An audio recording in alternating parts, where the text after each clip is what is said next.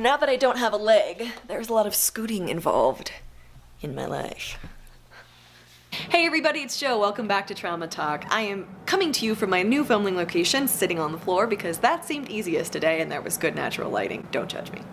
I saw a post on Facebook the other day that I was chatting with a friend about, and it suddenly became applicable in my own life, and I wanted to take a moment to talk about it. A lady in a sexual assault survivors group that we are part of had posted about why therapy is awful and you should never ever ever go because they're terrible people, all those therapists, and they make you talk about hard things, and it's triggering and difficult, and life is difficult enough, and you should just never go.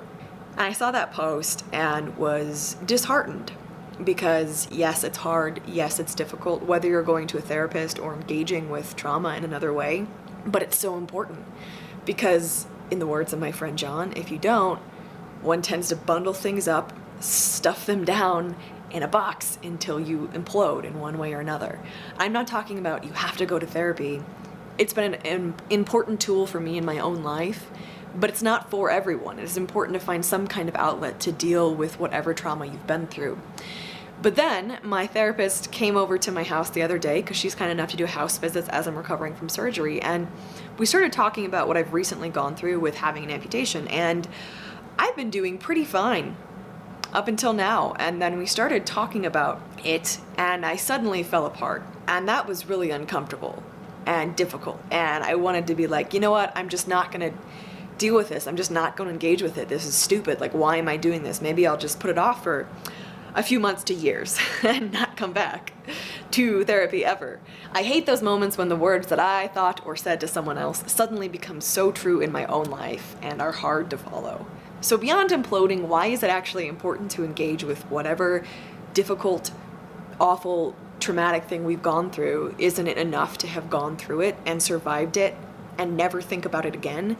There are certainly enough quotes about don't look backwards, life is moving forwards, and stuff like that. So why process it? Why spend time thinking about it? There are a lot of different opinions on this, and a lot of people fight me on it and think that one shouldn't think about the past. But here's the thing, I honestly think that the keys to the future are in the past, because our experiences dictate our actions, they dictate our mentality, they dictate who we are. We're built of our experiences. And if we don't take time to unpack trauma, we can end up with disordered thoughts and disordered behaviors, and oftentimes we don't even know why we're acting or thinking that way. The thing with trauma is it is a biological response. We don't choose how we react in trauma, and we do not choose how we process trauma in that moment. We get to choose after the fact, but it's like a filing cabinet explodes, and suddenly all of these files are in different places, and we don't want them to be there, and we don't know where they are, and we may stumble across files in places we don't want them to be. So that's why we have triggers, that's why we have odd reactions, and that's why we may have behaviors we don't like or we don't understand.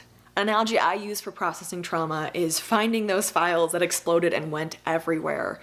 I don't want to keep stumbling across them in places they don't belong in my life. I don't want to lash out at my husband for no reason when he says something nice to me that reminds me of something in the past, consciously or subconsciously. I want to work through those things so I become the person I want to be. That's why I think working through trauma, even though it is incredibly uncomfortable, is so important. And it's really important that you work through it in an environment where you feel safe, where you're not pushed too hard, where you aren't triggered and set back. But it's going to hurt. It's going to be uncomfortable. You have to step back into memories that break your heart, into memories that have torn you apart, so that you can piece yourself back together and move forward to an even more beautiful life, and a life that you choose and a life that you want. So my question to you today is, what tools have you used or are you going to use to process trauma?